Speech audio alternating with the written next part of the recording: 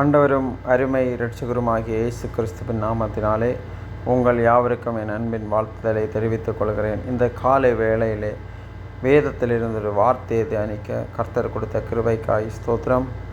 எபேசியர் 5வது அதிகாரம் 17வது வசனம் சொல்கிறது, நீங்கள் மதி அற்றவர்களாயிராமல் கர்த்தருடைய சித்தம் இன்னதென்று உணர்ந்து கொள்ளுங்கள் என்று வாசிக்கிறோம்.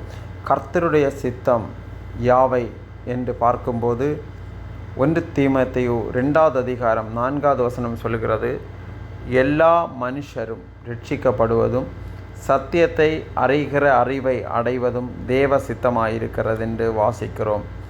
தேவன் நாம் ரட்சிக்கப்படுவது அவர் சித்தம் கொண்டவராயிருக்கிறார்.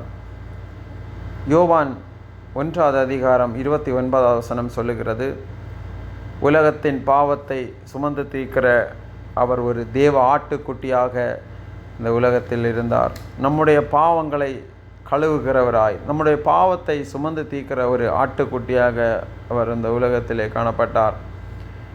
இன்னும் நாம் வேதத்திலே பார்க்கும்போது யோவான் 8வது அதிகாரம் 32வது வசனம் சொல்லுகிறது, சத்தியத்தையும் அறிவீர்கள், சத்தியம் உங்களை விடுதலையாக்கும். நாம் வேத வசனத்தை உட்கொள்ளும்போது நம்மளை விடுதலையாக்குகிற வேத வசனங்கள் காணப்படுகிறது.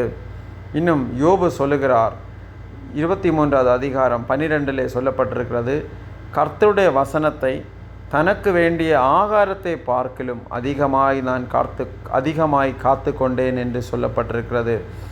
ஆகாரத்தை விட வேத வசனத்தை நாம் அதிகமாய் காத்து கொள்ளும்போது நிச்சயமாக நாம் தேவ ஆசீர்வாதத்தை பெற்றுக்கொள்ள முடியும். அதோடு ரட்சிப்பை நாம் பெற்றுக்கொள்வோம். ஆமேன்.